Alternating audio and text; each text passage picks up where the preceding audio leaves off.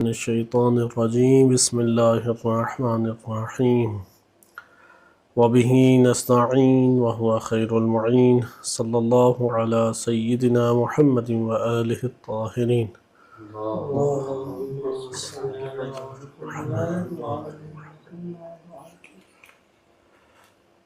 قرآن کریم میں سورہ توبہ کی آیات آپ کے سامنے پیش کی جا رہی تھی۔ ہم تفسیری نکات مختلف تفاسیر کی روشنی میں مطالعہ کر رہے تھے۔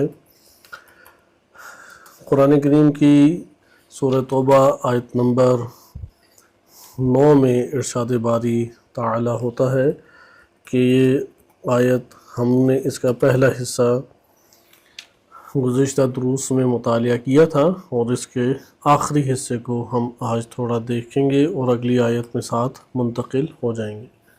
آیت نمبر 9، 10 اور 11 ایک ساتھ ان آیات کے مجموعے کو ملاحظہ کریں کہ ارشاد ہوتا ہے اشتروا بآیات اللہ ثمنا قلیلا فصدوا عن سبیلہ انہم ساء ما كانوا یعملون، کہ انہوں نے اللہ کی آیات کو بہت قلیل قیمت کے اوپر بیچ دیا یا فروخت کیا، عموماً یہ ترجمہ کیا جاتا ہے، یا انہوں نے اللہ کی آیات کو فروخت کر کے بڑی کم قیمت لگا کر انہوں نے اس کا سودا کیا ہے۔ یشترون کا یا اشتراؤ کا ترجمہ سودا کرنا بھی ہم کہہ سکتے ہیں کہ بڑی کم قیمت کے اوپر اللہ کی آیات کا سودا کیا ہے، اور انہوں نے اللہ کی راہ سے روک دیا ہے، اور یہ جو اعمال انجام دیتے ہیں وہ کس قدر قبیح اور بدترین اور پست اعمال ہیں۔ لا يرقبون فی مؤمن الا ولا ذمہ، مومن کے حق میں یہ نہ کسی رشتہ داری اور قرابت داری کا احساس کرتے ہیں اور نہ ہی کسی ذمے کو ادا کرتے ہیں جو عہد و پیمان کی صورت میں عائد ہوتا ہے۔ وَأُولَئِكَ هُمُ الْمُعْتَدُونَ، اور یہی لوگ اہل تجاوز ہیں۔ معتدون یعنی تجاوز کرنے والے۔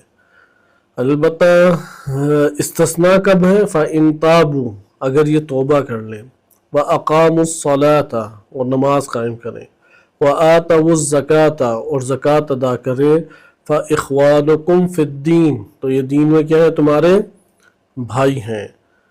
وَنُفَصِّلُ الْآيَاتِ لِقَوْمٍ يَعْلَمُونَ، اور ہم جاننے والے جو علم رکھتے ہیں، علم رکھنے والی قوم کے لیے ان آیات کو تفصیل سے بیان کرتے ہیں۔ ہر ایک کو یعنی یہ آیات نہیں سمجھ آئیں گی، جو علم کا خواہاں ہے، علم حاصل کرنا چاہتا ہے، اہل علم ہے، اس کو یہ آیات تفصیل سے اللہ تعالیٰ نے بیان کی ہیں۔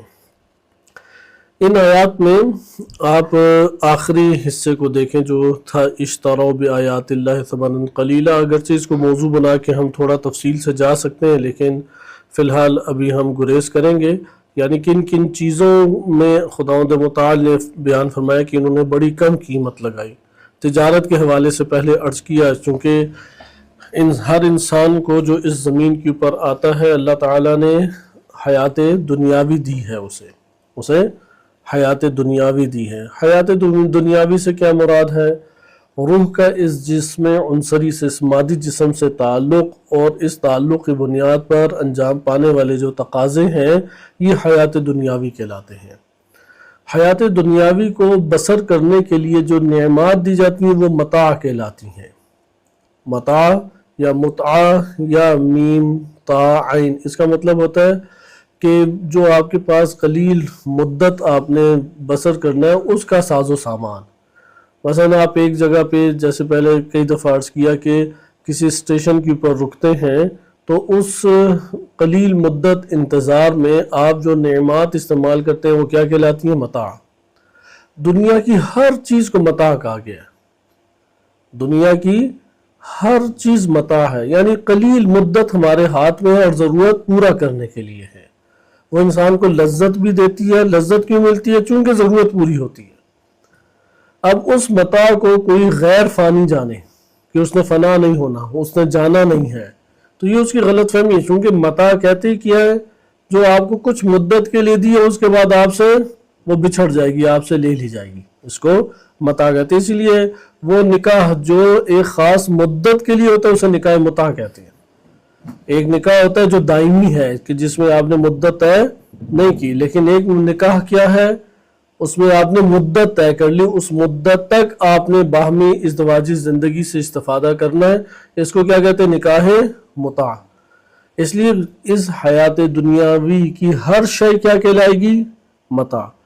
متع کی حیثیت یہ نہیں ہوتی کہ اس کے لیے پوری کی پوری آخرت کو داؤ پہ لگا دیں، متع کی حیثیت یہ نہیں ہوتی۔ متع اس لیے ہوتی ہے کہ میں نے حاصل کرنا، ضرورت پوری کی، اس کے بعد تعلق میں نے اس سے ختم کرنا، اور اگر میں نے ختم نہ کیا بالآخر اس کو اللہ نے بنایا ہی ایسا جیسے پانی ہے، ایک بوتل کے اندر آپ پیتے رہیں گے تو پانی ختم ہو جائے گا۔ کائنات کی ساری چیزیں اسی طرح سے ہیں کہ جو قابل استفادہ ہے وہ آہستہ آہستہ ختم ہونے لگتی ہے۔ اس لیے کائنات کی جس چیز کو جم کریں گے وہ دو جگہوں پہ ہمارے لیے بربادی لائے گی، جس کو جمع کریں گے وہ دو جگہوں کے اوپر وہ بربادی لاتی ہے۔ ایک ہے اس مادی جہان میں بربادی، چونکہ مادی جہان میں حیات حرکت سے ہے، آپ مال کو حرکت دیں گے زندہ رہ جائے گا، جسم کو حرکت دیں گے زندہ رہے گا، جس چیز کو بھی حرکت ملی ہوئی ہے وہ زندہ ہے، کیونکہ اس دنیا کے اندر مادی جہان کے اندر حرکت سے زندگی موجود ہے، حرکت نہیں ہے تو زندگی بھی موجود نہیں ہے۔ دوسرا روح کے اندر ہے کہ روح کے اندر فساد برپا کرتے، روح کے اندر گہرا تعلق برپا کرتے، اس لیے حرص کی بنیاد پہ جم کرنا۔ ایک دفعہ ہوتا ہے تدبیر کی بنیاد پہ جم کرنا کہ میں ایک چیز کو جم کرتا ہوں تاکہ اپنی اس تدبیر کے تحت آئندہ آنے والے 1-2 ماہ کا جو میری ضرورت ہے یا سرمایہ ہے اس کے مطابق میں اپنے لیے گزر بسر کروں، یا ایک جگہ آپ منتقل ہونا چاہتے ہیں کچھ سرمایہ جم کی، یہ تدبیر کی خاطر جم ہے۔ لیکن ایک جم ہوتا ہے حرص کی وجہ سے، بخل کی وجہ سے، محبت کی وجہ سے۔ جیسے مثلا بعض لوگوں کو پرانے سکے بڑے پسند ہیں، خوب جمع کر کے رکھے ہوئے، بعض لوگوں کو اپنی کوئی ادھر ادھر کی چیزیں پسند ہے جم کر کے رکھی ہوئی ہے۔ یہ جو مادی دنیا کی چیزوں کا جم کرنا ہے، یہ جم کرنا خود ایک فساد ہے۔ لہٰذا آپ نے ملاحظہ کیا کہ یہاں پہ جو ہے اشتروا بآیات اللہ ثمنا قلیلا، کہ انہوں نے آیات الہی کی بڑی کم قیمت لگا کے سودا کر لیا، یعنی آیات الہی کو کم قیمت کے اوپر اگلے کو دیا اور اس کے بدلے کیا لیا؟ دنیا کو لیا۔ کیونکہ آپ ہر ٹائم انسان سودا کر رہا ہے، یا دنیا کو قربان کر کے آخرت خریدتا ہے یا آخرت قربان کر کے دنیا کو لیتا ہے، ہر لحظہ یہ تجارت انسان کی چل رہی ہے۔ مثال کے طور پہ ہم دیکھتے ہیں کہ ٹائم فجر کا ہے، سحری کا وقت، ایک مثال میں اس لیے عرض کروں کہ یہ اگرچہ طولانی ہمارا ہو سکتا تھا، یہ جو آیات میں 2-3 موضوعات آ رہے ہیں اس کے اوپر تفسیر موضوعی کی تحت ایک تفصیلی گفتگو کی جا سکتی تھی، لیکن ہم اپنے دائرے سے باہر آ جائیں گے۔ جیسے ایک ابھی ہم آیت پڑھیں گے وَهُمْ مُعْتَدُونَ، اہل تجاوز کون ہے؟ قرآن کی آیات میں کہیں میں لا تعتدوا، کہ تجاوز مت کرو اللہ کی حدود سے۔ اسی طرح سے یہ ایک کثیر آیات میں آیا ہے ثمنا قلیلا، یعنی بیچنا، ہدایت کو بیچ دینا گمراہی کے بدلے میں، آخرت کو بیچ دینا دنیا کے بدلے میں، صحیح ہے؟ اسی طریقے سے اللہ کی آیات کو بیچ دینا متاع دنیا کے بدلے میں، اس جگہ بدلے میں وہ کیا لے رہے ہیں؟ اللہ کی آیات کو بیچ کے دنیا لے رہے ہیں۔ پھر عرض کروں کہ بیچنے کا ادھر جو مفہوم ہے ہم 2 طرح سے تشریح پڑھ چکے ہیں، ایک تو وہی جو بائع اور مشتری کے عنوان سے خدمت میں عرض کیا، اور دوسرا ہم نے یہ دیکھا کہ اشتراک کا چونکہ ادلا بدلا ہوتا ہے لہٰذا ہر دو کے اوپر اس کا اطلاق ہو سکتا ہے، خریدار کے اوپر بھی اور گاہک کے اوپر بھی اس کا اطلاق ہو سکتا ہے۔ لیکن یہاں پہ جو قرآن کریم اصل میں عرض کرنا چاہ رہا ہے وہ یہ ہے کہ تم دنیاوی حیات کی متاع کے پیچھے پڑ گئے ہو، اور متاع کا جب ٹکراؤ آیا اللہ کی آیات سے تو تم نے آیات الہی کو ترک کیا اور متاع دنیا کو اختیار کر لیا۔ کفار نے یہی کیا، چونکہ نبی صلی اللہ علیہ وسلم کے آخری ادوار کی یہ سورہ ہے، تو فتح مکہ پہ اب وہ ذلیل و خوار ہو گئے ہیں مشرکین، مسلمانوں کا غلبہ اور فتح حاصل ہو چکی ہے، لیکن اس کے باوجود بعض بے عہد ایسے مشرکین تھے، اکثر بیشتر مشرکین ایسے ہی تھے کہ بے عہد مشرکین تھے، ان کے پاس اللہ کی آیات آئی انہوں نے رد کر دیا۔ اچھا، ان کے پاس اس کے بعد مختلف طرح کی عبرت کے نمونے آئے، انہوں نے کیا کیا؟ رد کی، یہاں تک کہ مسلمانوں کی فتح حاصل ہو گئی۔ اب غلبہ مسلمانوں کو حاصل ہو چکا ہے، اس کے باوجود ان کے اندر استکبار نہیں ٹوٹ رہا، تکبر یعنی حق کو قبول کرنے کے اعتبار سے جو اکڑ ہے وہ نہیں ٹوٹ رہی۔ تو ادھر قرآن انہیں کہہ رہا ہے کہ تم نے جو اپنی قبائلی زندگی اور مادی اور دنیاوی زندگی حاصل کی ہے اور اللہ کی آیات کو نہیں قبول کر رہے، تو کس قدر تم نے گھاٹے کا سودا کیا ہے۔ کچھ بھی تو دنیا کا تمہارے پاس نہیں رہے گا اور نہ رہا ہے، اس کے باوجود بھی تم اللہ کی ان آیات کو قبول نہیں کرتے۔ تو یہ جو تم لوگوں نے سودا کیا یہ بہت گھاٹے کا سودا ہے۔ مثال اب میں اس کو تھوڑا سا وسیع کر کے مثالوں کے ذریعے آپ کی خدمت میں عرض کروں کہ یہ تجارت ہر انسان کی کیسے چل رہی ہے۔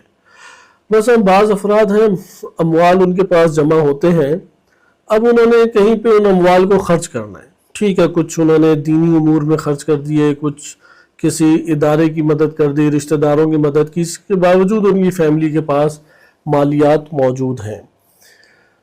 اب وہ چاہتے ہیں کہ اس سے تھوڑی مثلا تفریح حاصل کریں، تفریح کے بڑے مواقع ان کے پاس ہیں، مثلا سوئٹزرلینڈ بھی جا سکتے ہیں، اسے دنیا کی جنت نام دیا ہوا ہے پانی وہی کہ جو راوی کے دریا میں بہتا ہے، وہی پانی سوئٹزرلینڈ کے ادھر بھی ہے، وہ جو مری وغیرہ میں پتے اور مٹی اور وغیرہ پائی جاتی ہے وہی ادھر ہے، کوئی حقیقت میں اس میں کوئی فرق نہیں ہے، لیکن آپ کسی کا خیال بنا دیں تو اسے جنت لگے گی۔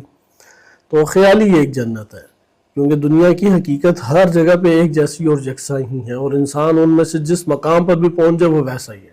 آپ مریخ پہ چلے جائیں، مشتری پہ جائیں، سورج سے آگے کہکشاؤں میں پہنچ جائیں، ہر جگہ میں انسان اسی طرح سے اگر اندر سے تبدیل نہیں ہے، اور مادہ یہی مادہ ہے، کیونکہ زمین تمام مواد کا مجموعہ جو کائنات میں پائے جاتے ہیں، انہی میں سے کوئی مادہ اکثریت صورت میں ہمیں کسی اور سیارے میں مل جائے گا، اس سے زیادہ دنیا کی حقیقت نہیں ہے۔ لیکن وہ ان چیزوں کو دیکھ کے فیصلہ کرتے ہیں نہیں ہم حج کے لیے یا عمرے کے لیے یا زیارات کے لیے جاتے ہیں۔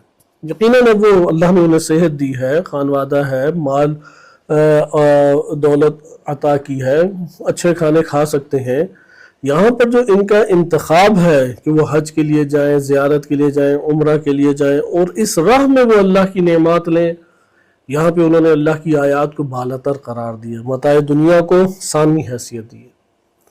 یا اسی طریقے سے اگر اس کو برعکس کر دیں کہ ان کے پاس یہ فرصت تھی کہ وہ اچھی جگہ کے اوپر جا کے دینی ایک استفادہ کریں، مثلا چھوٹی سی ورکشاپ لگائی کسی بھی مسلم ملک میں اور وہاں پہ علماء مومنین سے استفادہ کیا، وسائل اللہ تعالیٰ نے دیے تھے، ان سب کو انہوں نے ترک کیا، افراد کو جم کیا اور چلے گئے بھائی ہم کینیڈا میں ذرا جھیل دیکھائیں یا آبشار معروف دیکھائیں، فلاں جگہ ہم ناران کاغان شمال کی طرف چلے جائیں، گھوم پھر کے وہ وہاں سے خالی واپس آ گئے۔ یہاں پر متاع دنیا کو انہوں نے ترجیح دی دین کو حاصل کرنے کے بدلے میں، لہٰذا یہ ٹکراؤ انسان کے پاس اس وقت بھی چلتا ہے کہ ساری چیزیں حلال ہیں، حلال کے دائرے میں رہتے ہوئے بھی آخرت کو ترجیح نہیں دی اور دنیا کی زندگی کو ترجیح دے دی۔ وَيُؤْثِرُونَ الْحَيَاةَ الدُّنْيَا وَالْآخِرَةُ خَيْرٌ وَأَبْقَىٰ، کہ یہ دنیاوی زندگی کو ترجیح دے دیتے ہیں اور آخرت کو پس پش ڈال دیتے ہیں، جبکہ آخرت ہمیشہ رہنے والی اور خیر ہے ان کے لیے۔ لہٰذا یہ ایک ہمارے پاس اسی طرح سے ایک اور مثال، مثلا سحری کا وقت بہترین عبادت کا وقت ہے۔ اللہ سبحانہ وتعالیٰ نے جو 24 گھنٹے اوقات کے خلق فرمائے ہیں، ان 24 گھنٹوں میں سب سے زیادہ خدا کے قرب اور معنویت کے ساتھ، طہارت کے ساتھ، عظمت کے ساتھ جو وقت ہے وہ فجر سے 1 ڈیڑھ یا 2 گھنٹے پہلے کا، اسے کہتے ہیں سحری کا وقت۔ اس ٹائم پہ اس کے پاس فرصت ہے، مثلا جمعے کو یا اتوار کو چھٹی ہوتی ہے، ایک فرضی مثال، چونکہ انسان جب طلب کرتا ہے اللہ تعالیٰ آہستہ آہستہ عطا کر دیتا ہے، یہ حساب کتاب پہلے اندر رکھ کے آرزو اپنے اندر جگائے۔ چھٹی کا دن ہے، اسے پتا ہے کہ میں جاگ بھی جاؤں، فرصت ہے، اب وہ نہیں کوئی بندوبست کرتا اپنے لیے سحری کے وقت کے جاگنے کے اوپر اس کا اہتمام کرنے کے لیے، اور اپنی اس مادی نیند کو کہ جس نیند نے حتماً و حتماً اس سے جدا ہونا ہے اور اس نے بے خوابی میں تبدیل ہونا ہے، اس کو وہ ترجیح دیتا ہے اور وہ میٹھی نیند بھر بھر کے سو جاتا ہے۔ تو یہاں پر اس نے در حقیقت آخرت کو پس پش ڈالا ہے اور دنیا کو اس نے ترجیح دی ہے۔ جو شخص دنیا کو ترجیح دے گا، دنیا اپنا زہر جو ہے، اپنی ہلاکت اس کی روح کے اندر وہ منتقل کرے گی۔ اور اگر وہ فجر کی نماز ہی ترک کر دے اس نیند کی وجہ سے تو پھر تو واویلا ہے، پھر تو ایک عذاب ہے کہ وہ دنیا میں کاٹ رہا ہے، وہ ایک عذاب اپنے ساتھ لے کے جا رہا ہے اگر نماز بھی وہ ترک کرتا ہے۔ لہٰذا وہ نیند اللہ تعالیٰ نے اس کے لیے جمع آوری رکھی ہے کہ وہ سحری کا وقت کاٹے، نماز شب پڑھے، کوئی ذکر اذکار کرے، فجر کا وقت ہے نماز اچھے طریقے سے پڑھے، اس کے بعد سوئے 5-6 گھنٹے سوئے، تا ظہر سوتا رہے، کوئی مسئلہ نہیں ہے۔ لہٰذا خدا نے جو اوقات دیے ہیں یہاں پہ آیات الہیہ کی برتری انسان کے سامنے آتی ہے۔ لہٰذا یہ آیت انسان کو بار بار اس بات کی اوپر ابھار رہی ہے، اور قرآن میں سورہ بقرہ سے ہی یہ بیان شروع ہے، خصوصاً سورہ نساء میں تکرار کے ساتھ اس معنی کو البتہ مختلف زاویوں سے بیان کیا ہے۔ کبھی ہدایت سے اس کا تعلق جوڑا ہے، کبھی آخرت سے اس کا تعلق جوڑا ہے، کبھی آیات الہیہ سے تعلق جوڑا ہے، کبھی حجت الہی سے اس کا تعلق جوڑا ہے کہ یہ سارے یعنی جہاں پر بھی ثمناً قلیلہ کی بات آئی ہے تو وہاں پر خداوند متعال اس بات کو انسانوں کے سامنے ابھار کے پیش فرما رہا ہے کہ تم لوگوں کے پاس جو سب سے قیمتی ترین سرمایہ اور سب سے قیمتی ترین چیز تھی وہ یہ خزانہ الہی تھا، آیات الہی ہیں، ہدایت ہے، آخرت ہے۔ اگر تم لوگ اس کو بہت قلیل قیمت دو اور اس کے بدلے میں متاع حیات دنیا کو تم اپنے اوپر غالب کر دو اور متاع حیات دنیا کو تم نے ترجیح دیتے ہوئے اختیار کر لیا تو یہ چیز انسان کو ہلاکت کی طرف لے جائے گی۔ اس لیے انسان اپنی زندگی میں ٹکراؤ برپا ہو جائے تو حتماً آیات الہیہ کو برپا کرے، اور اگر ٹکراؤ برپا نہیں بھی ہوتا تو اپنے آپ کو تابع رکھے آیات الہی کے۔ یہ اگر تابع رکھے گا تو متاع دنیا کو متاع کی جہت سے ہی دیکھے گا، اس کی نظر میں کوئی اس کی بہت زیادہ بھرپور قیمت نہیں ابھرے گی۔ تو یہ ہمارے پاس ایک مطلب اس بیان میں آیا کہ اشتروا بآیات اللہ ثمناً قلیلا، کہ ثمناً قلیلا کا تذکرہ میں نے عرض کیا کہ قرآن کی کئی آیات کے ساتھ جوڑا گیا ہے۔ یہاں پر دیکھیں آیات الہیہ کو بے قیمت اور بے وقت قرار دیا گیا۔ اسی طرح سورہ بقرہ میں دیکھیں وَلَا تَشْتَرُوا بِآيَاتِي ثَمَنًا قَلِيلًا، اللہ تعالیٰ فرماتا ہے ایمان لانے والا میری آیات کو تم اتنا حقیر نہ جانو۔ مثلا بعض اوقات اس کو میں ایک اور اسلوب سے بھی آپ کے سامنے بیان کرتا ہوں۔ گھر میں ہوتے ہیں خصوصاً بہن بھائی وغیرہ، ان کے درمیان یہ چیز زیادہ آشکار ہوتی ہے کہ چیزیں پڑی ہوئی ہیں تو آپ کی نظر میں مثلا آپ کی ایک چیز ہے، آپ کو اپنی اس چیز کی بڑی ایک قدر ہے، آپ دیکھتے ہیں کہ یار یہ تو جوتوں والے ریک میں اس نے رکھی ہوئی ہے، آپ کہیں گے کہ یار یہ اتنی قیمتی میری مثلا گھڑی تھی یا اتنا قیمتی میرا برش تھا جو میں سر کے لیے بالوں کے لیے استعمال کرتا ہوں، یہ تم نے کہاں پہ رکھا ہے؟ یہ رکھنے کی کوئی جگہ ہے؟ اب اعتراض ادھر کس چیز کا ہے؟ کتنی میری چیز کو تم نے اتنا کم وقت رکھا ہے کہ اس کو تم نے جوتوں کے ساتھ رکھ دیا ہے، یا اس کو تم نے اس طریقے سے قیمتی گھڑی ہے اسے برتنوں کے شینک کے پاس رکھا ہے اور پانی وغیرہ لگ سکتا ہے، خراب ہو سکتا ہے، کوئی تمہاری نظر میں اس کی قیمت ہی نہیں ہے، تو وہ پھر اپنے اس اجاگر کرنے کے لیے اس کی حیثیت کو شور شرابہ کرے گا اور خاص جگہ پہ رکھے گا اور تھوڑی تنبیہ کرے گا کہ خبردار کسی نے اب آئندہ میری اس چیز کو ہاتھ لگایا میری اجازت کے بغیر، اس طرح سے وہ ایک برتاؤ کرے گا۔ ایسا ہم اپنے دیکھتے ہیں کہ جس کی گھر میں اگر کسی کی چیز کو اگر نہ اہمیت دی جا رہی ہو تو وہ اس کے اوپر ایک سراپا احتجاج بنتا ہے، بشرطے کہ اس کی قیمت بھی ہو۔ یہاں پہ قرآن اللہ سبحانہ وتعالیٰ بیان فرما رہا ہے کہ ہدایت اور آیات الہی کے مد مقابل اس مادی دنیا کی متاع کی تو حیثیت ہی نہیں ہے، چونکہ متاع کہتے ہیں کہ عارضی طور پہ تم نے جو اپنی ضرورت پوری کرنے کا سرمایہ لینا ہے اسے متاع کہتے ہیں، عارضی ہے وہ۔ کسی نے اپنا گھر بنا لیا سال ہر سال، وہ گھر اس کا نہیں رہے گا۔ کسی نے بڑی محنت زحمت سے گاڑیاں خرید لی، وہ گاڑی اس کے پاس ہمیشہ نہیں ہے۔ کسی نے موٹر سائیکل لے لی، کسی نے کوئی لباس لے لیا، کسی نے کوئی اور چیز لے لی، وہ کبھی ہے ہی نہیں اس کے پاس، وہ تو قلیل مدت کے لیے ہے۔ ہر شے کی ایک مدت معین ہے، اس کے بعد اس نے بچھڑ جانا ہے، اس نے فنا ہو جانا ہے، ختم ہو جانا ہے۔ ممکن ہے ہم پہلے ختم ہو جائے، ممکن ہے وہ بعد میں ختم ہو جائے۔ اس لیے حیات دنیا کی ہر نعمت کو کیا کہا گیا ہے؟ متاع۔ تو اللہ سبحانہ وتعالیٰ فرماتا ہے کہ یار اس متاع کی خاطر تم اس قدر عظیم شے کہ جو ہمیشہ تمہارے لیے سرمایہ رہے گی، جس کی وجہ سے تمہاری حیات ہے، جس کی وجہ سے تمہاری زندگی ہے، جس کی وجہ سے تمہیں آئندہ آنے والی زندگی میں رونق نصیب ہونی ہے، اس کی یہ تمہاری نظر میں وقت ہے کہ تم اس کو خاطر میں نہیں لاتے. لہٰذا میری آیات کے ساتھ یہ سودا نہ کرو کہ تم اس کے بدلے میں دنیا کو خریدتے رہو. اسی طرح سورہ بقرہ آیت نمبر 41 میں یہ آیا ہے. اسی طرح آپ آگے دیکھیں کہ سورہ بقرہ آیت نمبر 79 میں بھی یہی ہے کہ لِيَشْتَرُوا بِهِ ثَمَنًا قَلِيلًا، کہ اس کے ذریعے سے انہوں نے کتاب، اللہ تعالیٰ کی ادھر کتاب کا تذکرہ ہے.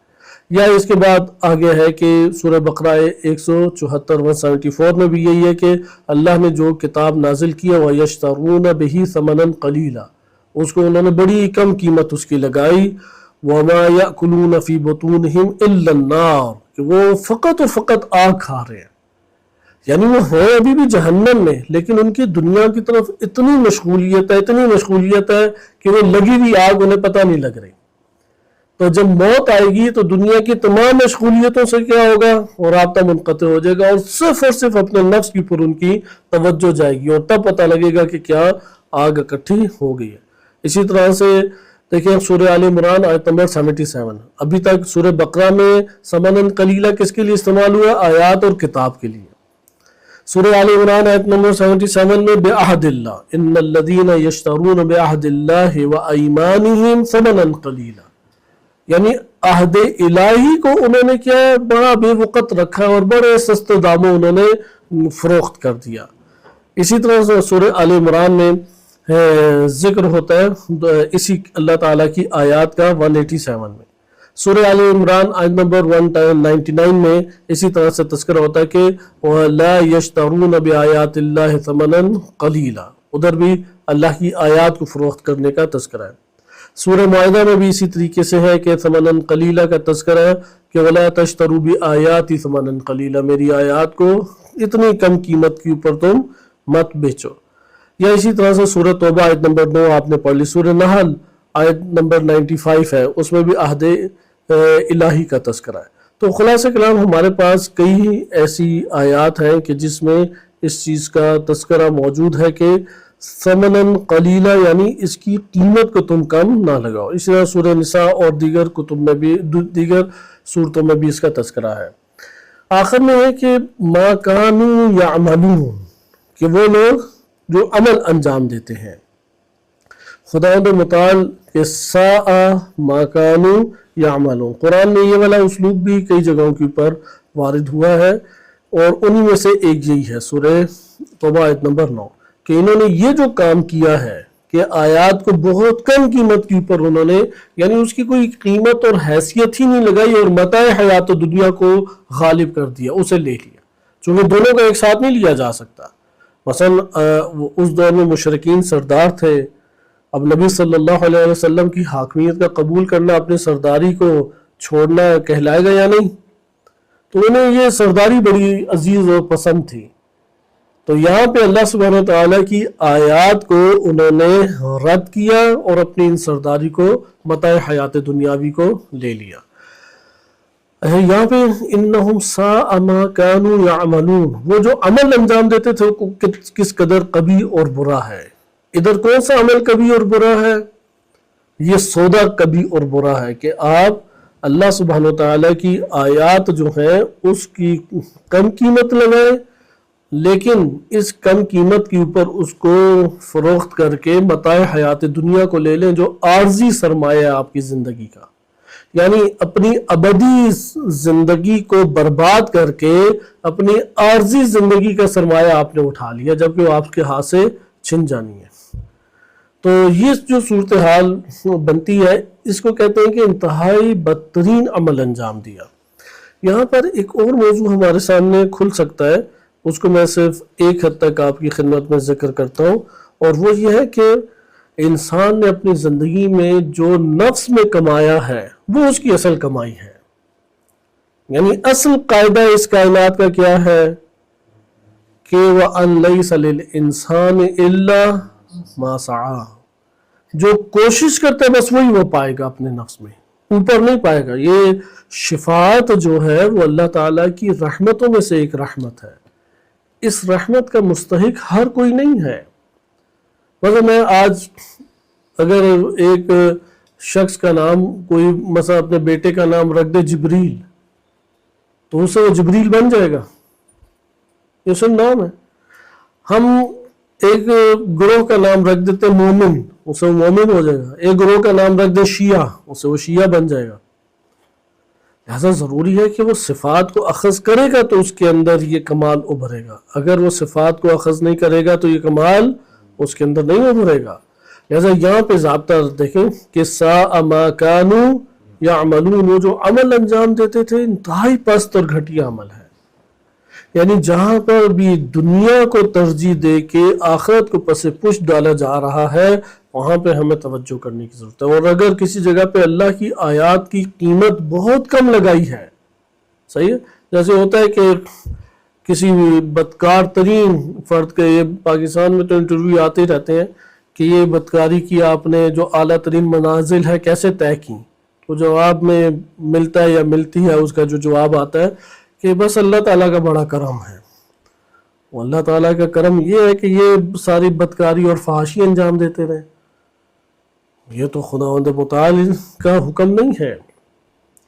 یا کسی فحش ترین ایک محفل کا آغاز بسم اللہ سے کیا جائے، اللہ سبحانہ وتعالیٰ کے کلام کی یہ قیمت نہیں ہے۔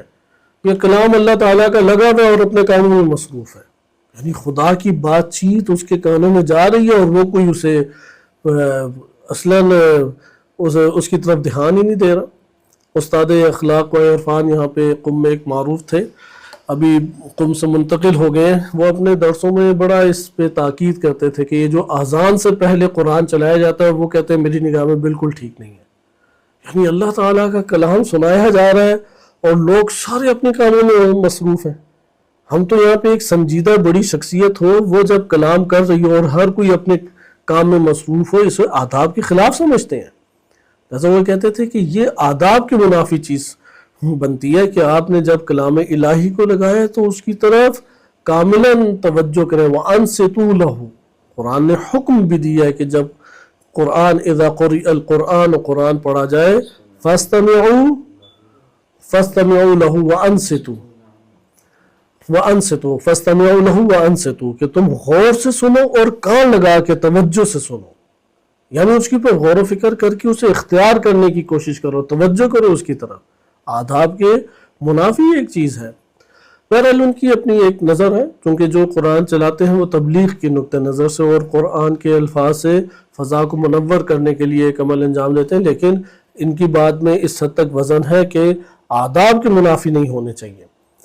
اب اس جگہ پہ بھی ما کانوا یعملون کہ وہ عمل انجام دیا کرتے تھے، کانا فعل مضارع پہ داخل ہو تو پاسٹ کنٹینیوس یعنی ماضی استمرار کا فائدہ دیتا ہے، یعنی وہ مسلسل اس کام کو انجام دیتے تھے کہ اللہ کی آیات کو انہوں نے قلیل قیمت کے اوپر فروخت کر دیا، یعنی اسے کوئی وقت نہیں دی، اسے حیثیت نہیں دی، اس کو گویا کہ انہوں نے اس کو بیچ کے اس کے سہارے انہوں نے کیا کیا، دنیا کو کمایا ہے، متاع دنیا کو خریدا ہے۔ اب انسان جس چیز کا بھی آخرت میں سامنا کرے گا وہ ہے جو نفس میں اس نے اخذ کی ہے، یہ بہت مہم اور اہم چیز ہے۔ بس قرآن کی میں بعض آیات آپ کی خدمت میں عرض کر دیتا ہوں کہ وَاتَّقُوا يَوْمًا تُرْجَعُونَ فِيهِ إِلَى اللَّهِ، اس دن سے تم ڈرو، یعنی اس دن کا تقوی اختیار کرو کہ جس میں تم اللہ کی طرف پلٹائے جاؤ گے۔ ثُمَّ تُوَفَّى كُلُّ نَفْسٍ مَا كَسَبَتْ، اور ہر نفس نے جو کسب کیا ہے، ادھر دقت ہے، ہر نفس نے جو کسب کیا ہے وہ اس کو پورا وفا کر دیا جائے گا، تو وفا مکمل طور پہ اسے دے دیا جائے گا۔ وَهُمْ لَا يُظْلَمُونَ، ان پر ظلم نہیں کیا جائے گا۔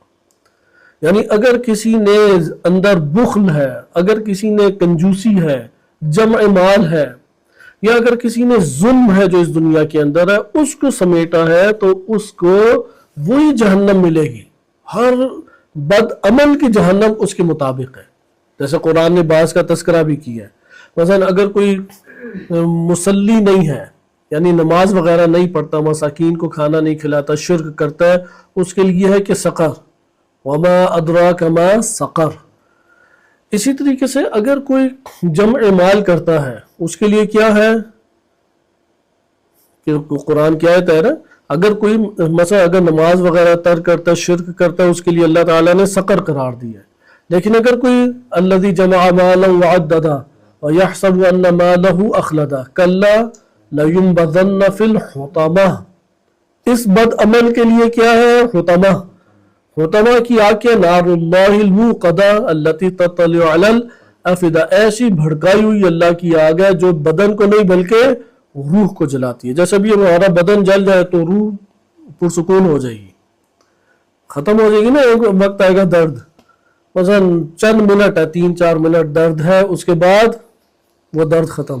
لیکن روح کو جو آگ جلائے گی، یہ تو بدن کو تھی، بدن جل گیا تو ختم ہو گیا، روح کو جب جلے گی تو اس کی کس نے چھٹکارا دینا ہے. اسی طرح حاویہ ہے. بعض ایسے اعمال ہیں ان کے لیے اگر کسی کا نامہ اعمال وزنی نہیں ہے بلکہ ہلکا ہے تو کیا ہے اس کے لیے؟ فَأَمَّا مَنْ ثَقُلَتْ مَوَازِينُهُ فَأُمُّهُ حاویہ، کہ اگر اس کا بد اعمال کا پلڑا اتنا بھاری نیچے بیٹھ گیا تو اس بد اعمال والے کے لیے کیا ہے؟ جہنم. حاویہ. یہ کہاں سے جہنم آ رہی ہے؟ یہ جہنم کئی باہر سے نہیں ایندھن آیا، یہ ایندھن اس نے رفتہ رفتہ اپنے اعمال سے خود ہی لگایا ہے. لہذا بما کسبت، یہ جو ہے نا کسبت، کہ کسب کیا اس کے نفس نے، اس پہ دقت کرنی چاہیے. انسان کا نفس ہر آن کسب کر رہا ہے، ہر آن، ہر لحظہ سوچوں سے کسب کرتا ہے، خیال سے کسب کرتا ہے، وہم سے کسب کرتا ہے، عقل سے کسب کرتا ہے، عمل سے کسب کرتا ہے. یہ جو کسب کر رہا ہے اس کو کیا کرے گا؟ وہ اسے پائے گا. یہاں پہ بھی یہی ہے کہ ما ساء ما کانوا یعملون، کہ جو یہ بد عمل انجام دے رہے ہیں یہ ان کے لیے آگے سامنے بنیاد بن جائے گا. الفاظ دیگر نفس کے اندر انسان جو پائے گا وہ کہاں سے آیا ہے؟ وہ اسی طرح اسی جگہ سے آیا جس طرح سے کوئی پھل کاٹتے ہیں تو اندر سے کیڑا نکلتا ہے. وہ کیڑا باہر سے نہیں آیا، وہ فساد اسی کے اندر برپا ہوا ہے. یہ نفس کے اندر ہی آگ لگی ہے، یہ نفس کے اندر ہی کیڑا بنا ہے، یہ نفس کے اندر ہی سانپ اور بچھو بنا ہے. اسی طرح یہ نفس کے اندر ہی خوبصورت منظر بنا ہے، یہ نفس کے اندر ہی نہریں جاری ہیں، یہ نفس کے اندر ہی انسان کے حور و قصور اور دیگر نعمات الہیہ موجود ہیں. جیسے کہ ابھی یہ ایام بھی ہے کہ جسے چلہ کلیمی کے نام سے علماء اخلاق بیان کرتے ہیں، اور اس کی طرف ہمیں توجہ بھی دینی چاہیے. بہت اصرار علماء کرام کا ہوتا ہے، یعنی 1 ذی القعدہ سے لے کے 10 ذی الحجہ تک، 1 ذی القعدہ سے 10 ذی الحجہ تک، ابھی صرف 5 دن ہی گزرے ہیں، اور خصوصی اعمال کی تلقین کی جاتی ہے. چونکہ 1 ذی القعدہ کو حضرت موسیٰ کلیم اللہ علیہ السلام وہ چلے گئے تھے کوہ طور کے اوپر، اور 40 دن وہاں پہ رہے، بالکل پورے معاشرے سے منقطع ہو کے اللہ تعالیٰ کی بارگاہ میں انہوں نے عبادات کو انجام دیا، اور قلیل سے اپنے اس غذا کے اوپر انہوں نے گزارا کیا. علماء اخلاق و عرفان کی نظر میں اس کی بہت بڑی قیمت ہے، چونکہ اس 40 چلہ کلیمی یا 40 کلیمی سے نفس جو ہے وہ بہت بڑا خزانہ کسب کر لیتا ہے. بہت معنویت کا ایک آپ کہہ لیں کہ پورا ٹرانسفارمر ایک اندر کسب کرتا ہے. اور ہر عمل کے بارے میں جیسے علماء ذکر کرتے ہیں کہ ہمیں اگر عمل شروع کرنا ہے تو 40 سے کم نہ کریں اسے، ہر عمل کو 40 کے اوپر لے کے آئے. تو وہ جو تاکید کرتے ہیں کہ مثلا روزہ ہے یا اس طرح سے، ممکن ہے روزہ نہ ہم رکھ سکیں مختلف مصروفیات کی وجہ سے، لیکن بقیہ اعمال انجام دینے کی کوشش کریں. مثلا نیمہ شب ہے، 1000 مرتبہ لا الہ الا اللہ، اسے کرنے کی حد اقل کوشش کریں. 1 جز پورا قرآن کریم کا پڑھیں، 1 پارہ آدھے گھنٹے سے اوپر نہیں لگتا. لا الہ الا اللہ آپ 1000 دفعہ پڑھیں گے، آدھے گھنٹے سے اوپر نہیں لگتا. دن کے ٹائم 21 مرتبہ آیت الکرسی. یہ آیت الکرسی کئی فضائل رکھتی ہے، کئی فضائل انسان کے لیے رکھتی ہے، اس لیے اس کا اپنے طور پہ انسان کو اہتمام کرنا چاہیے. اور اسی طریقے سے مثلا درود شریف پڑھنے کا ہے کہ 100 مرتبہ یا 19 مرتبہ بسم اللہ الرحمن الرحیم. مختلف اعمال ہیں، ان اعمال کو کوشش کریں. بے شک ایک عمل لے لیں، نہیں ہوتا صرف ایک عمل، لیکن 40 دن انجام دیں. یہ جو نفس کا کسب کرنا ہے یہ انسان کی زندگی پہ بہت گہرا اثر کرتا ہے. اصل کسب کرنا اسی دائرے سے انسان کے پاس مانوی دنیا میں آتا ہے، اور اس کے واضح اثرات انسانی نفس کے اوپر پڑتے ہیں. اچھا، اسی طریقے سے برائی ہے، ایک برائی ہے 2 دن انجام دی، اس کے اثرات ہیں لیکن قلیل ہیں، لیکن ایک برائی ہے جو مسلسل انجام دی وہ اندر جگہ بنا لے گی۔ یہاں پر جو قرآن کریم کی آیت بیان کر رہی ہے وہ کون سی آیت کہ کس گناہ کو بیان کر رہی ہے؟ کہ وہ جو مسلسل انجام دیتے تھے، کیونکہ عرض کیا کہ اگر فعل مضارع کے اوپر کانا داخل ہو تو وہ ماضی استمرار یعنی پاس کنٹینیوس کا فائدہ دیتی ہے۔ جیسے یہاں پہ بھی ہے انہم ساء ما کانوا یعملون، کہ انہوں نے کس قدر بدترین عمل کو انجام یہ دیتے رہے ہیں۔ لہٰذا یہ مسلسل دینے کی وجہ سے ان کے نفس نے بہت بڑے پیمانے پہ اس برائی کو کسب کر لیا۔ اگلی آیت دیکھیں، لا يرقبون فی مؤمن الا وذمہ۔ یہاں پہ کلمہ مومن جب آیا ہے تو یہ اس بات کے اوپر دلالت کرتا ہے کہ یہاں پر کلمہ مومن سے کہ ان کی دشمنی ایمان کی وجہ سے ہے، یعنی دشمنی قبائلی نہیں ہے، دشمنی علاقائی بھی نہیں ہے، بلکہ کیا ہے دشمنی؟ دشمنی ایمانی ہے۔ اگر دشمنی ایمانی ہے تو اس مومن کا تعلق چاہے اس کے قبیلے سے ہو، چاہے اس کے علاقے سے ہو، چاہے وہ آقا کی قبیل سے ہو، چاہے وہ غلام کی قبیل سے ہو، وہ مرد ہو، زن ہو، چھوٹا ہو، بڑا ہو، بوڑھا ہو، وہ سب کے سب اس سے دشمنی وہ کرے گا۔ مثلا کربلا میں حضرت علی اصغر علیہ السلام ان کو بھی شہید کیا گیا۔ جناب سیدہ سلام اللہ علیہ جو سیدۃ نساء العالمین کہ کرۂ ارض کے اوپر ان سے بہترین اور عظیم اور اکمل ترین ہستی خواتین میں اللہ سبحانہ وتعالیٰ نے نہیں اتاری، امت نے اس کو بھی نہیں چھوڑا۔ لہذا جب دشمنی کی بات آتی ہے اہل ایمان سے تو وہ اس سطح کے اوپر اترتے ہیں۔ اس کا تعارف قرآن کریم کرا رہا ہے کہ ان کے دلوں میں تمہارے خلاف دشمنی کی یہ سطح ہے، اور تم ان کے بارے میں کیا سوچتے ہو کہ تم یہ سوچتے ہو کہ عہد و پیمان وہ نبھائیں گے۔ وَلَا يَرْقُبُونَ کہ ہم یہ رقبہ یا رقب کا معنی سابقہ درس میں پڑھ چکے ہیں کہ جس میں ہم نے دیکھا مراقبہ نگہداشت کرنا، حفاظت کرنا، کہ وہ تمہارے حق میں تمہارے علاقائی اور قبائلی تعلق اور اس طرح کے طور طریقوں کے تحت جو تمہارا سٹیٹس بنتا ہے، مقام بنتا ہے، یا تم سے انجام پانے والا برتاؤ بننا چاہیے، اس کی بھی نہیں پرواہ کرتے۔ ولا ذمہ اور جو ان کے ذمے میں آتا ہے، جو عہد و پیمان آپس میں انجام دیتے ہیں، اس کی بھی یہ کسی قسم کی رعایت نہیں کرتے۔ رعایت کیوں نہیں کرتے؟ چونکہ تمہارے ایمانی دشمن ہیں۔ تم یہ نہ سمجھو کہ کوئی مالی دشمن ہے، علاقائی دشمن ہے، قبائلی خاندانی دشمن ہے۔ یہ وہ دشمن ہے کہ جو ایمانی دشمن ہے، جب تک تم اپنے ایمان کے ہمراہ ہو یہ شدت کے ساتھ تمہارے ساتھ دشمنی برتتے رہیں گے، مگر ایک صورت ہے کہ یہ دشمنی ختم ہو جائے، اور وہ کیا ہے؟ ایمان کو تم چھوڑ بیٹھو۔ اور اسی کو قرآن کریم نے کہا ہے کہ تمہارے سے یہ یہود و نصارہ جو ہے نا کہ لن ترضى عنك اليهود ولا النصارى ولن ترضى عنك اليهود ولا النصارى حتى تتبع ملتهم۔ یہ رسول آپ صلی اللہ علیہ وسلم کو خطاب ہے، اگرچہ ان کو خطاب ہے لیکن حقیقت میں ہمیں خطاب ہے کہ یہ یہود اور نصارہ ہرگز تم سے اس وقت تک راضی نہیں ہوں گے جب تک تم ان کی ملت کی اتباع نہ کرنے لگ جاؤ۔ آج تو دنیا میں یہ بہت آشکار ہو چکا ہے، جو جتنا انگریز نمونہ نظر آئے اتنا وہ اس سے راضی ہو جاتے ہیں۔ مطلب کانٹے چمچ سے آپ کھائیں اور گڈ بائے اور ویلکم کے اوپر آپ آ جائیں، اور اس کے ساتھ ساتھ اسی طرح پینٹ شرٹ کوٹ اور وہی سٹائل آپ نے اپنائے ہوں، تو یہ جب آپ ان کی ملت کے ساتھ ظاہر دکھائی دیں گے، کہیں گے کہ ہاں یہ ہمیں کوئی ڈیسنٹ اور پڑھا لکھا شخص نظر آتا ہے۔ اور اگر موقف میں بھی ان کے ہمراہ چلیں گے کہ یہ ساری کی ساری سیاست تو ایران کی ہیں اور اسی نے ساری جگہوں پہ مسائل کھڑے کیے ہوئے ہیں، یا اسی طرح سے دیگر ہیں کہ خواتین اور مرد میں اصلاً کوئی فرق ہے ہی نہیں ہے، صحیح، اس لیے وہ خاتون کو بھی مرد بنا کے ہی پیش کرنا چاہتے ہیں۔ اس طرح کے موقف کے آپ قائل ہو جو کہیں گے یہ روشن فکر ہے، بقیہ فکر کا بلب جو ہے وہ فیوز ہو چکا ہے، تاریکی ہے۔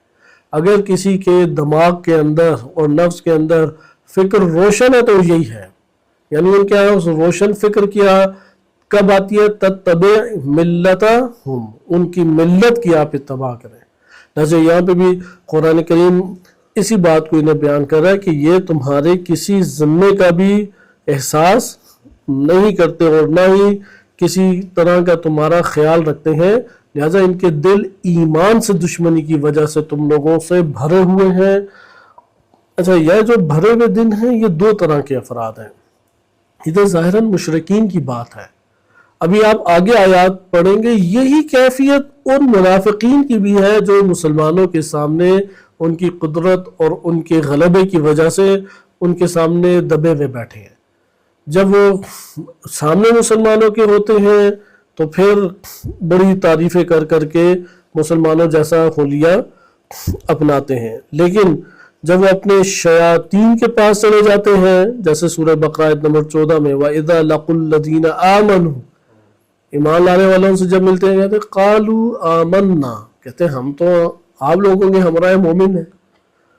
وَإِذَا خَلَوْا إِلَىٰ شَيَاطِينِهِمْ، اور جب اپنے شیاطین کے پاس جاتے ہیں قَالُوا إِنَّا مَعَكُمْ، ہم تو تمہارے ساتھ ہیں، حقیقت میں إِنَّمَا نَحْنُ مُسْتَهْزِئُونَ، ہم تو ان کے ساتھ ویسے ہی مخول چل رہے تھے، یعنی مذاق وغیرہ ویسی میں ان سے لگا ہوا تھا، اور حقیقت میں ہم بالکل ان کے ساتھ نہیں ہیں۔ ایک طبیعت ہے انسان کی، یہ جو منافقانہ طبیعت ہے، لیکن یہاں پہ جس چیز کا تذکرہ ہے وہ کفر کے مقابلے میں ہے، کفر اور مومن کے ساتھ ٹکراؤ، اس کو قرآن کریم اس آیت میں بیان کر رہا ہے، اور یہ بیان کر رہا ہے کہ وہ ظاہری طور پہ جتنی بھی تمہارے سامنے نرمی کا رویہ پیش کریں، طور طریقے چلیں، حقیقت میں ان کے دل بھرے ہوئے ہیں۔ رہبر معظم کی ایک وائرل ہونے والی ہے چھوٹا سا کلپ، اس میں وہ بیان فرماتے ہیں کہ میں وہ شخص نہیں ہوں کہ جو دشمن کی لوریوں کے اوپر میٹھی نیند سو جائے، ان افراد میں اپنے آپ کو شمار نہیں کرتا۔ دشمن لوری جب دیتا ہے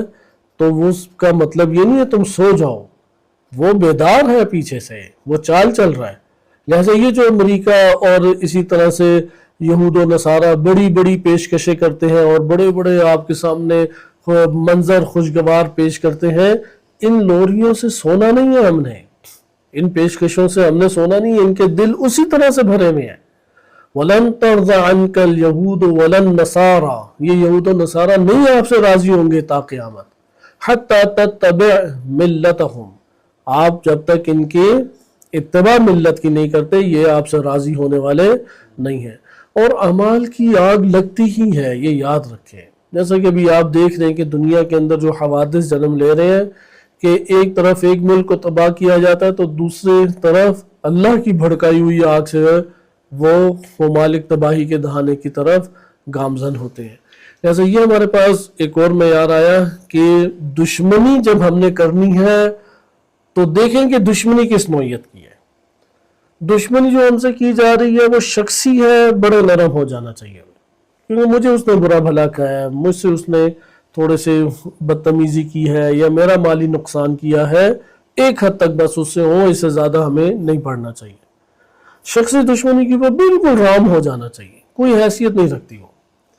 ایک دفعہ دشمنی آ جاتی ہے علاقائی، اس کی بھی کوئی قیمت نہیں ہے، حق کو دیکھ کے حق موقف کی تائید کرنی چاہیے۔ ایک دفعہ دشمنی آ جاتی ہے ریاستی طور کے اوپر، ادھر بھی ہمیں اپنے دفاع کا حق مکمل پہنچتا ہے، قانونی حق مکمل پہنچتا ہے، لیکن یہ موارد وہ نہیں ہے کہ جس کے اندر ہم ایک دشمنی کو ازلی طور پہ چلانا شروع کر دیں۔ لیکن ایک دشمنی کیا ہے، وہ افکار، نظریات اور ایمان کی اساس پر ہے، یہ حقیقی دشمنی ہے۔ یہاں پر دوستی اور دشمنی جم نہیں ہو سکتی کبھی بھی۔ لہذا دشمنی جو ایمان کی اساس کے اوپر جنم لیتی ہے، اس میں جو دشمن ہے وہ آہستہ آہستہ جو کینہ اور بغض کی سطح رکھتا ہے وہ یہ ہے۔ لہذا جو ایمان میں ہمارا دشمن ہے اس کے حوالے سے کبھی بھی خوش فہمی میں مبتلا نہ ہو۔ یہ بہت ایک اہم نقطہ ہے جو اس ٹائم مکتب تشیع بالخصوص امت اسلامیہ کے اندر وہ فراموش شدہ نقطہ ہے۔ وہ اپنے قلیل سے مفاد کو، اور وہ ایک لوری دیتے ہیں پیچھے سے امریکہ، اسرائیل اور اس طرح کی کمپنیز، بس کوئی ممکن ہے کہ باہری پیسے کی صورت میں لوری وہ مل جائے، ممکن ہے کہ وہاں کی نیشنلٹی کے حوالے سے وہ لوری مل جائے، ممکن ہے کوئی اور پیشکش کریں اقتصادی مسائل کے اعتبار سے یا دیگر امور کے۔ ان لوریوں کے اوپر کبھی بھی مطمئن نہیں ہونا چاہیے، سونا نہیں چاہیے۔ یعنی جس طرح سلیمان علیہ السلام کا واقعہ ہے کہ اس واقعے کے اوپر آپ دقت کریں چونکہ دشمن جب ہیں ایمان کے تو یہاں پر نتیجہ بھی اسی طریقے سے ہمیں لینا چاہیے کہ حضرت سلیمان علیہ السلام کے دور میں سورہ نحل میں یہ سورہ نمل میں واقعہ ہے کہ ملکہ جو سبا تھی، یعنی یہ جو یمن اور سعودی عرب کے درمیان ابھی بارڈر ایریا، ادھر یہ مملکت آباد تھی، مملکت سبا، اور ابھی ویران ہے ان کا تو کہنا ہے کہ ادھر ایسے خطرناک جن رہتے ہیں، ادھر اصلاً کوئی جاتا ہی نہیں ہے، ایک بہت بڑا علاقہ ہے، یعنی ایک چھوٹا ملک بن جاتا ہو یا ایک وسیع ملک بن جاتا ہے، چھوٹا بھی نہیں، لیکن بالکل ایک عرصہ دراز سے خالی پڑا ہے۔ ادھر یہ مملکت کسی دور میں آباد تھی، تو خاتون تھی جو وہاں پر آباد تھی، وہ اب پتہ لگا کہ سلیمان علیہ السلام مملکت ہے اور سارا تعارف ہوا، تو اس نے کہا کہ بادشاہ جو اب آتے ہیں تو وہ پورے علاقے کو برباد کر جاتے ہیں، اس لیے جنگ نہیں ہونی چاہیے، اس لیے اب جذب کرنے کے لیے اپنی طرف تعلقات بحال کرنے کے لیے اس نے کہا وَإِنِّي مُرْسِلَةٌ إِلَيْهِمْ بِهَدِيَّةٍ فَنَاظِرَةٌ بِمَا يَرْجِعُ الْمُرْسَلُونَ، کہ میں بھیجتی ہوں ایک ہدیہ، دیکھتے ہیں کہ جو بھیجا گیا یہ لوگ پھر کیا اس کا مثلاً جواب دیتے ہیں۔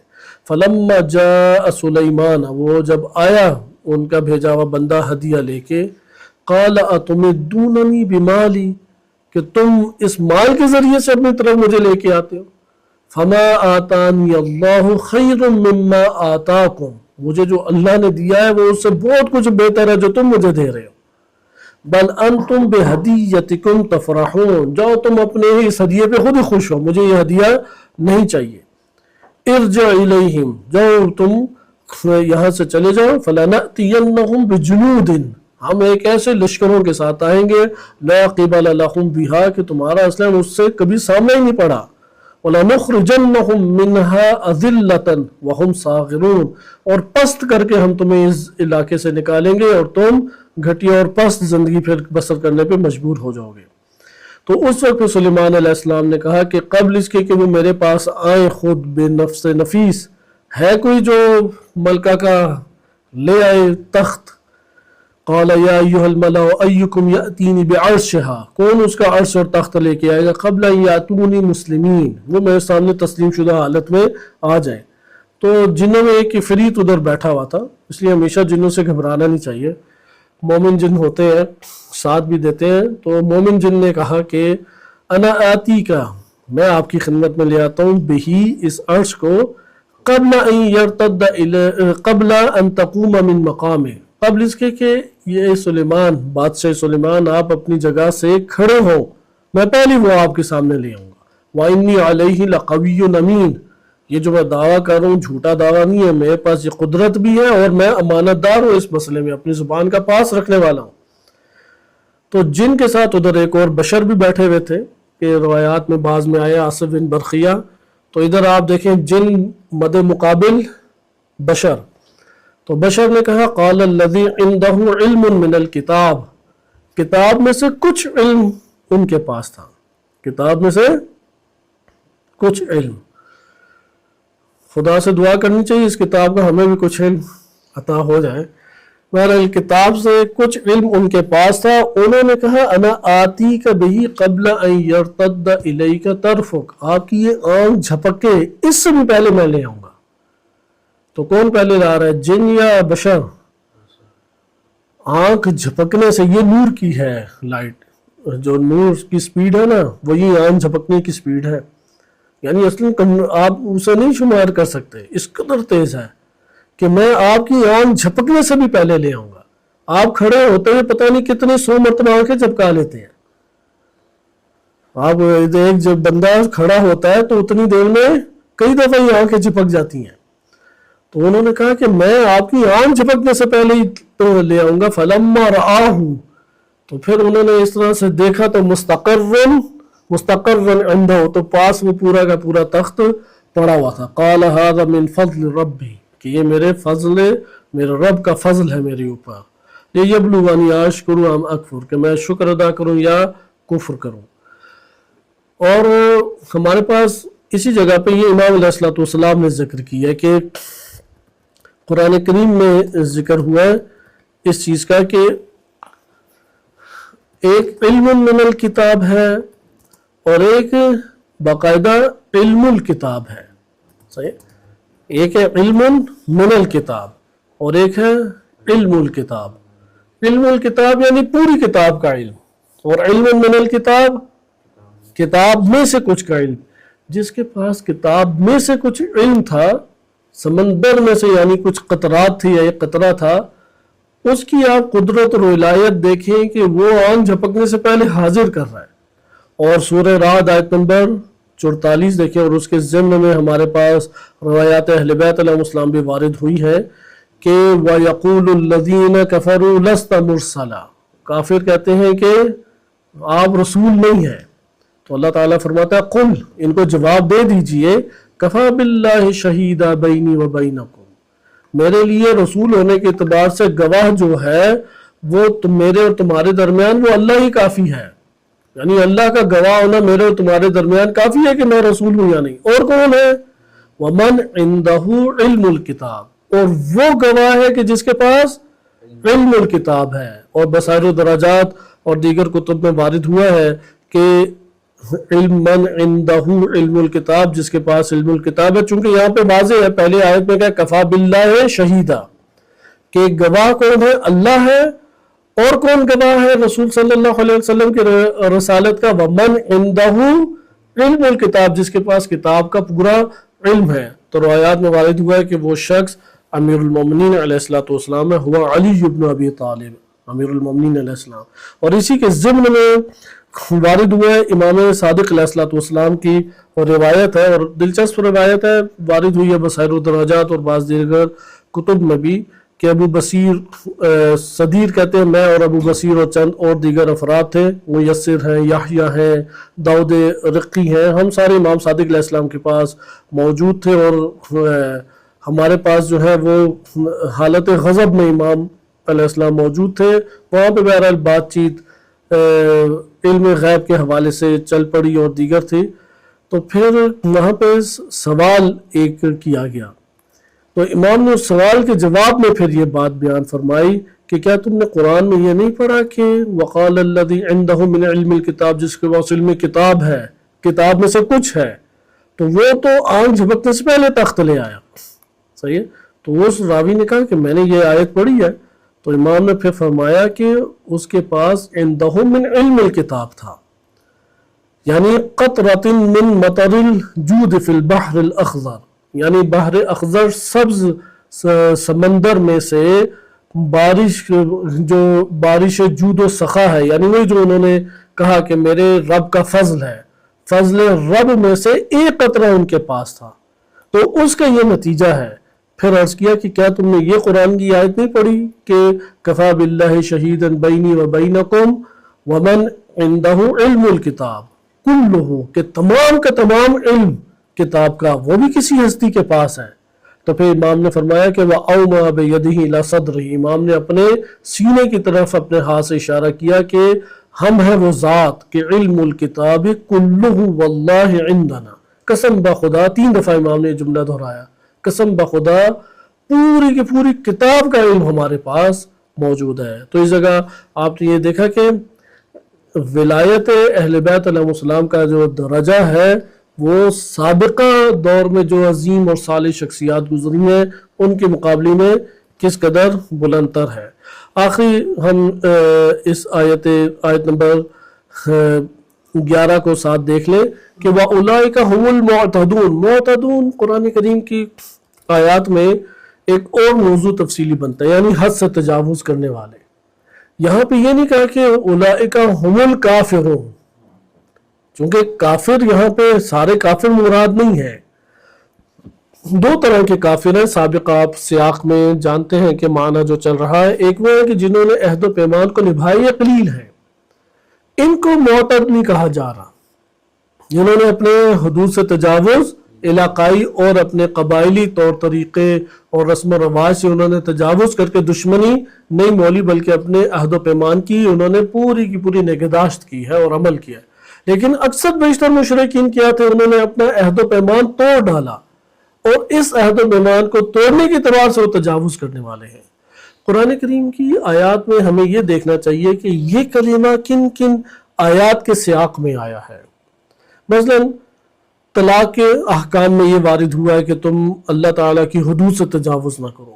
فقہی احکام اکثر بیشتر جگہوں میں فقہی احکام ہیں، فقہی احکام کے دائرے میں یہ بات آئی ہے کہ تم تجاوز نہ کرو۔ انہی میں سے یہ ہے کہ عہد و پیمان توڑ کے تم اللہ تعالیٰ کی حدود کو مت توڑو۔ اچھا اگلی آیت دیکھیں، اور اس اگلی آیت کو انشاءاللہ ہم کوشش کریں گے وسیع طور پہ اگلے درس میں ہم پڑھیں۔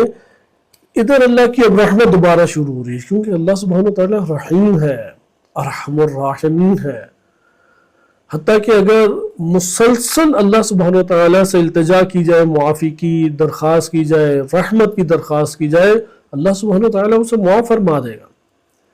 اور اگر اس دنیا کے اندر اٹھنے سے پہلے پہلے اس شخص نے توبہ کر لی، اللہ تعالیٰ تمام گناہ، ان اللہ یغفر الذنوب جمیعا ولا تقنطوا من رحمت اللہ، اللہ کی رحمت ہر ایک کو گھیر سکتی ہے۔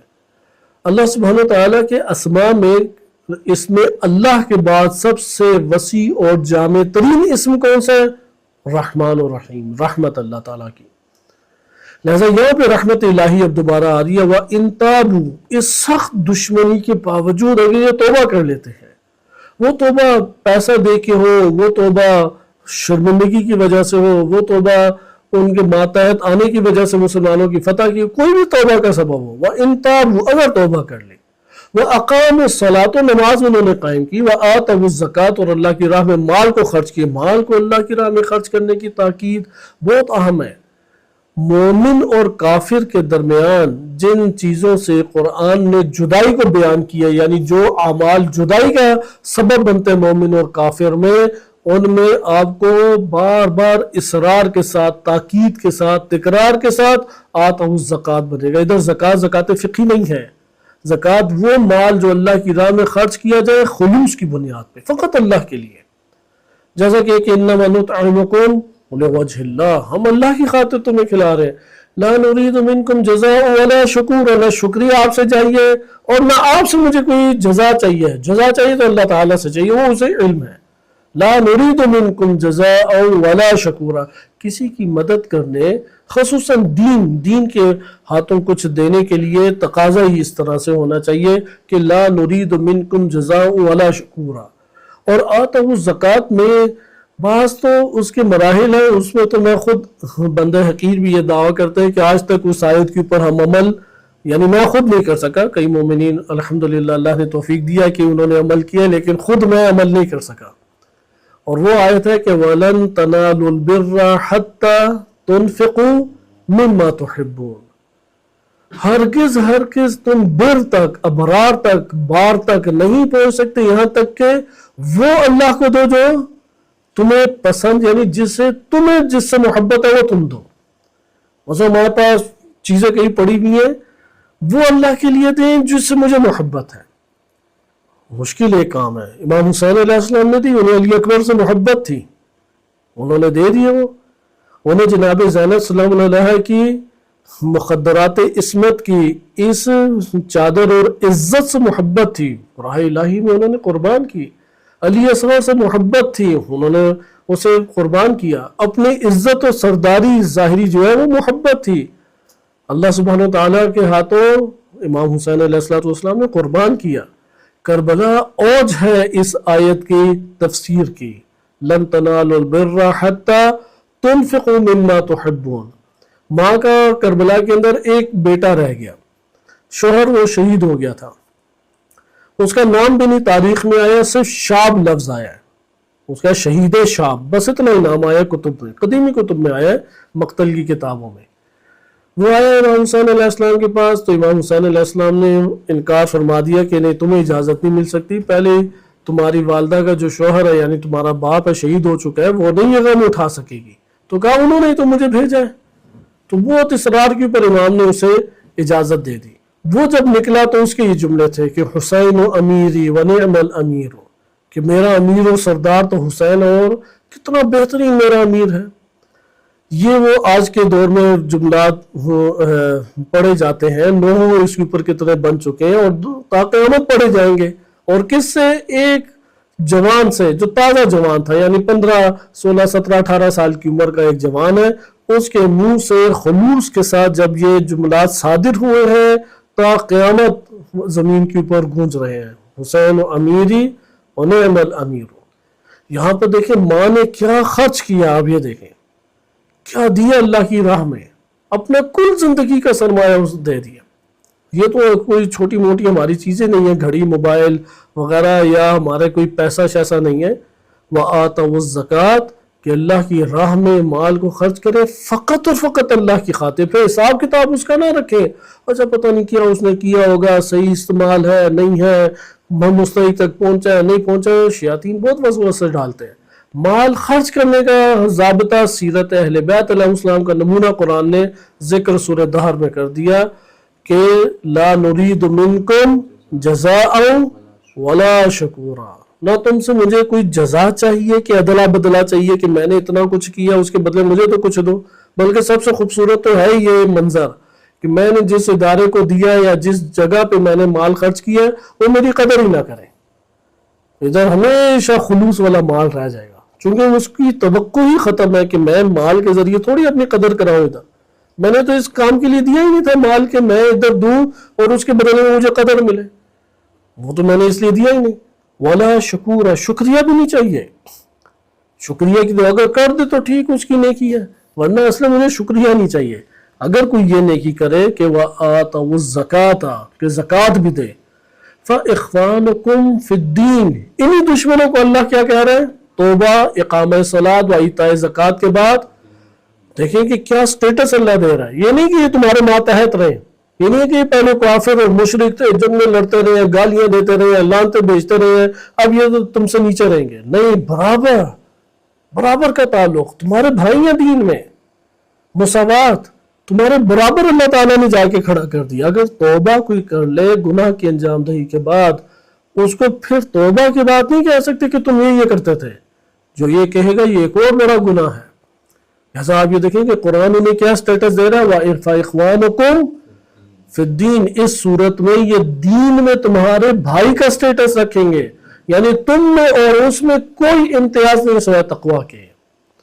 वनुफ़स्सिलुल आयाति लिक़ौमिन यअलमून, लिहाजा जब कोई भी शख्स हजार पहले शराबी था, पता नहीं क्या क्या गुनाह करता रहा, साजिशें हमारे खिलाफ करता रहा, तौबा करके आ गया है, इकामे सलात करता है, इताए ज़कात करता है, इलाही में माल खर्च करता है, आपके फ़इख्वानुकुम फिद्दीन, वसत क़ल्बी के साथ उसका इस्तक़बाल किया जाए, वसत क़ल्बी के साथ इस्तक़बाल करें। ये आयात इलाही है, ये असल दीन है हमारा, ना कि उसे कहीं ये पहले लानते बेचता था, पहले तो ये किया उसने, अब ये किया, फलां किया, सारे उसके जुराइम अपने सामने आप मद्देनजर रखें, ये सही नहीं है। फ़इख्वानुकुम फिद्दीन में अल्लाह की रहमत बहुत वसी पैमाने पर क्या है, उजागर हो रही है, बहुत वसी पैमाने पर उजागर हो रही है, कि जैसा कि कुरान ने जिक्र भी किया है सूरह आल इमरान आयत नंबर 103, यानी फ़इख्वानुकुम फिद्दीन, दीन में तुम्हारे भाई हैं, इन्नमल मुअमिनूना इख्वतुन, ये वो बरादरी है कभी नहीं टूटेगी। सारे के सारे रिश्ते मौत के फौरन साथ टूट जाएंगे। पहचानेगा ये मेरा बेटा है, ये मेरी बेटी है, ये जोजा है, मैं इसका शौहर हूं, मैं इसका भाई हूं, पहचानेगा, मिल नहीं सकते कभी भी। मट्टी की वजह से जो ताल्लुक हमारा जुड़ा है वो मौत के फौरन साथ टूट जाएगा, चूंकि मट्टी जानी नहीं आगे। यानी वालिदैन की वजह से जो ताल्लुक हमारा जुड़ा है वो क्या हो जाएगा, फौरन टूट जाएगा। एक ताल्लुक आगे आखिर में हमें जोड़ेगा, और वो क्या है, इन्नमल मुअमिनूना इख्वतुन, हर इंसान के दो नसब हैं, हर इंसान के दो नसब है। एक नसब क्या है, वालिदैन से चलता है, इसे कहते हैं खाकी नसब, ये खाक है, ये मट्टी वाला नसब है। और एक नसब क्या है, नसब ईमानी है, जो कायम रह जाएगा। वो कौन सा नसब है, वो नसब ईमानी है। और ये नसब ईमानी अजीम तरीन अल्लाह ताला की रहमत है। अगर नसब ईमानी ना हो, फकत नसब खाकी हो, क्योंकि बाज़ ने सादात के फ़ज़ाइल ऐसे ऊंचे पहुंचाए हैं कि इंसान खुद हैरान होता है कि तो नबी इमाम से कुछ आगे बढ़ा दे। वो जैसे जाफर ज़मान की ये किताब गर्दिश करती रहती है, इधर उधर से पकड़ पकड़ के जाफर ज़मान ने अजीब मगलूबा बनाया, और एक भी बात उसमें दुरुस्त नहीं उसने लिखी। इधर से हदीस कोई पकड़ी, उधर से एक टुकड़ा उठाया, تیسری جگہ سے اٹھایا اور فضائل سادات. لہذا یہ فضائل اگر خاکی ہے وہ سادات والا رشتہ بھی کیا، سادات والا رشتہ بھی قائم کب ہے کہ جب ایمانی رشتہ قائم ہے. لہذا اگر نوح علیہ السلام جیسی عظیم ہستی اولو العزم پیغمبر و امام و نبی و رسول ہو، اگر اس کا بھی سگا بیٹا وہ ایمان کی راہ کے اوپر نہ ہو کہ میں وہ پہاڑی پہ چڑھ کے اپنے آپ کو بچا لوں گا، یہ ہوتا ہے نا والدین کے درمیان، میں یہ کام کر کے بچ جاؤں گا. نوح علیہ السلام نے کہا کہ لا عاصم اليوم، لا عاصم اليوم، آج کے دن کوئی نہیں محفوظ رہے گا، آج نہیں بچے گا. اس نے نہیں میں پہاڑی پہ چڑھوں گا. ابھی یہ مکالمہ ہو ہی رہا تھا اور آیا وکانا فکانا من المغرقین، ڈوب گیا، وہ ڈوب گیا. تو باپ کا دل ہل گیا، کہا اللہ تعالیٰ سے بار اللہ تو نے تو کہا تھا میرے اہل کو محفوظ رکھے گا، یہ تو میرے اہل سے تھا.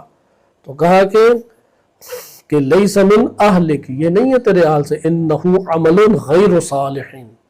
اور پھر بعد میں شدید طریقے سے جسے کہتے ہیں نا ایک ڈانٹ پیٹی، جسے ہم اپنی عام سادہ الفاظ میں کہیں، کہا کہ میں تجھے انی اعظک، میں تجھے ابھی یہ واز کر رہا ہوں کہ آئندہ یہ سوال مجھ سے نہیں کرنا ورنہ جاہلین میں سے تم ہو جاؤ گے.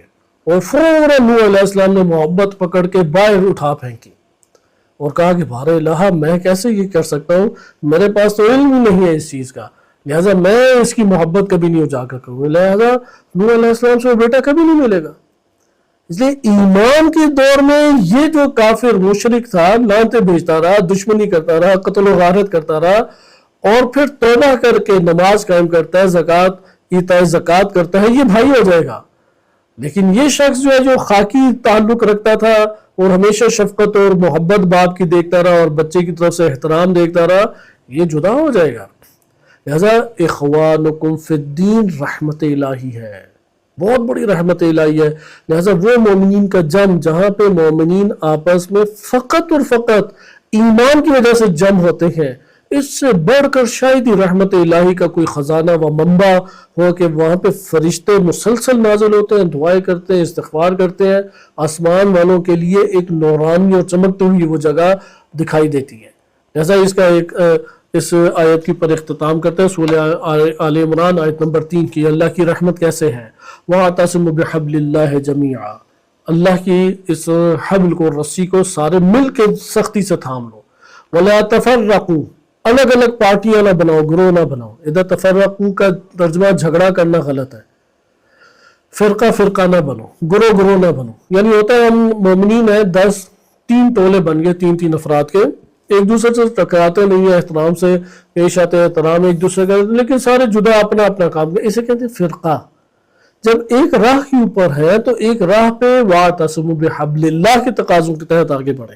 پھر آگے قرآن اب بیان کر رہا ہے کہ کیا ہماری نعمت ہے تمہاری اوپر، اور یہ نعمت ادھر ہے فَإِخْوَانُكُمْ فِي الدِّينِ میں. وَاذْكُرُوا، یاد کرو نعمت اللہ علیکم، جو اللہ نے تمہارے اوپر نعمت نازل فرمائی. اذ کنتم اعداء، تم سارے ایک دوسرے کے دشمن تھے.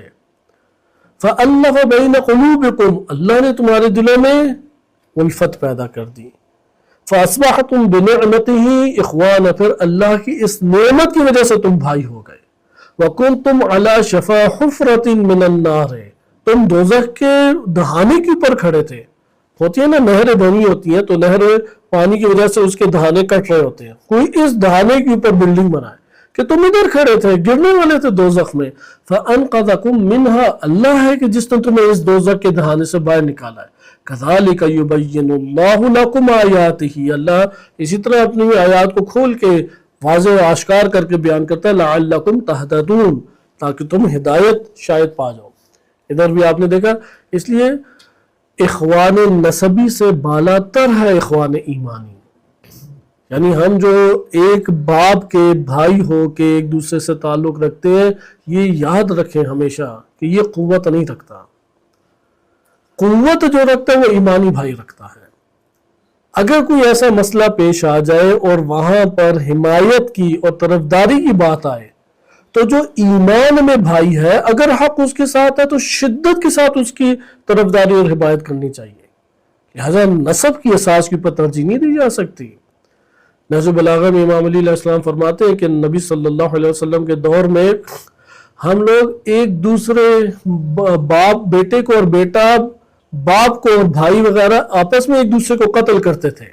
جب جنگیں ہوتی تھی تو ایک ہی قبیلے کے سارے بندے ایک ہی خاندان کے بندے ہیں. پھر امام فرماتے ہیں اس قتل کرنے سے ہمارے ایمان میں اضافہ ہوتا تھا, ایمان میں کمی نہیں ہوتی تھی. لہذا یہ ہمارے ذہن میں بات رہ جانی چاہیے کہ نسبی جو بھائی ہیں یہ نہیں زیادہ قوت رکھنے چاہیے, بلکہ کون رکھنے چاہیے؟ ایمانی و دینی بھائی میں قوت ہونی چاہیے. ہاں فابہا بہت بہترین ہے کہ نسبی بھائی بھی ہیں اور ایمانی بھائی بھی ہیں, یہ بہت بہترین ہے. لیکن وَإِلَّا فَإِخْوَانُكُمْ فِي الدِّينِ, یا اسی طریقے سے کہ فَأَلَّفَ بَيْنَكُمْ, اللہ سبحانہ وتعالیٰ نے تمہارے دلوں میں الفت پیدا کی اور تم بنعمت اللہ اخوانا فاصبحتم بنعمت اللہ اخوانا, اللہ کی اس نعمت سے تم بھائی ہو گئے. صلی اللہ علیہ سیدنا محمد وآلہ الطاہرین.